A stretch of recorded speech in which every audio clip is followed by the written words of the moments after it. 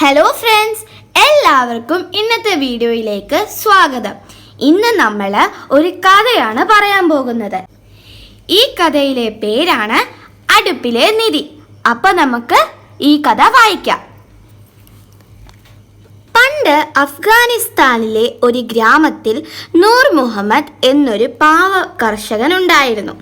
സ്വന്തമായുള്ള ഒരു തുണ്ട് ഭൂമിയിൽ പുലരും മുതൽ ഇരുളും വരെ പണിയെടുത്താലും കഷ്ടിച്ച് ജീവിക്കാനുള്ള വകയെ അയാൾക്ക് കിട്ടിയിരുന്നുള്ളൂ. നൂർ മുഹമ്മദ് എന്നും പുലർച്ചയ്ക്ക് എഴുന്നേറ്റ് ദൈവത്തെ വിളിച്ചു പ്രാർത്ഥിക്കുമായിരുന്നു.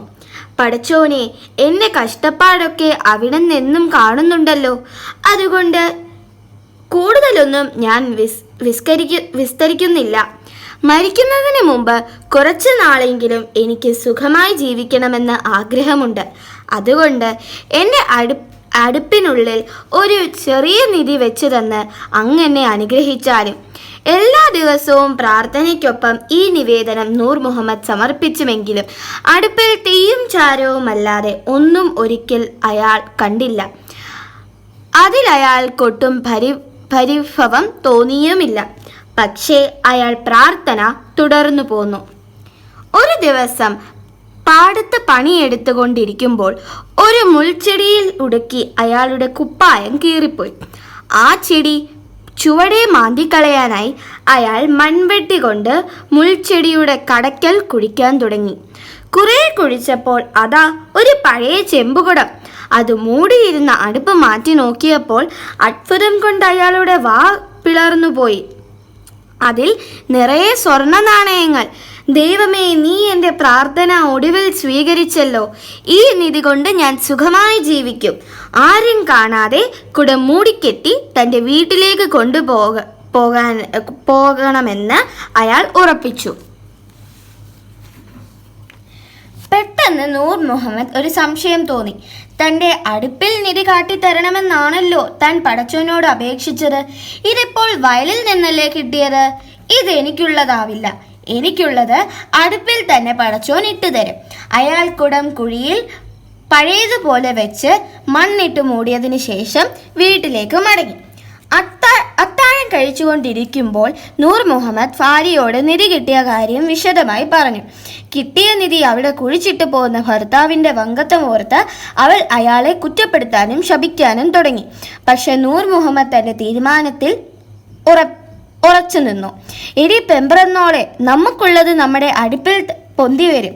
ഇത് മറ്റാർക്കും ഉള്ളതാണ്. അതെടുക്കുന്നത് പാപമാണ്. ഇത്രയും പറഞ്ഞ് അയാൾ ഉറങ്ങാൻ കിടന്നു. മനസ്സിൽ ഒരു ദുർവിചാരവും ഇല്ലാത്തതുകൊണ്ട് അയാൾ വളരെ വേഗം ഉറങ്ങുകയും ചെയ്തു. എന്നാൽ അയാളുടെ ഭാര്യ രാത്രിയിൽ തന്നെ അയൽ വീട്ടിലെത്തി. ഉണ്ടായ വിവരം മെല്ലാം ധരിപ്പിച്ചു. എന്നിട്ട് പറഞ്ഞു, നമുക്കുടനെ പോയി ആ നിധി മാന്തിയെടുക്കണം. എൻ്റെ ഭർത്താവ് അത് അറിയേണ്ട. ഞാൻ പകുതി സ്വർണ്ണ നാണയം നിങ്ങൾക്ക് തരാം.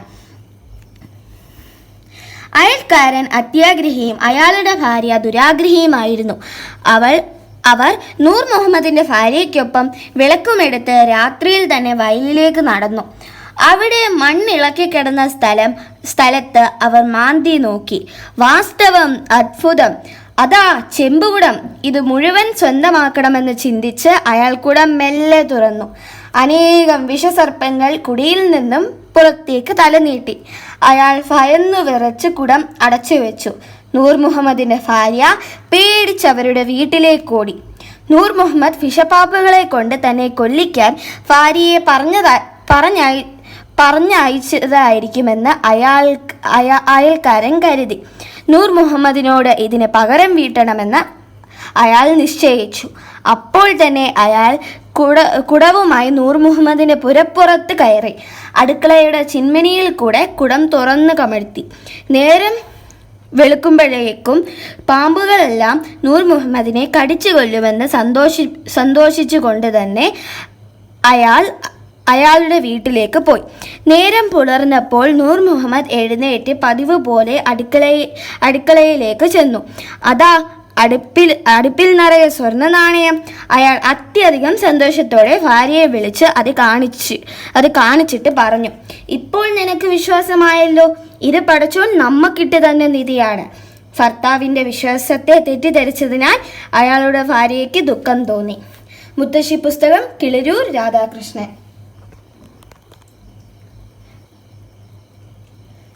Thank you friends for watching my video. Kindly like, share and subscribe. Thank you.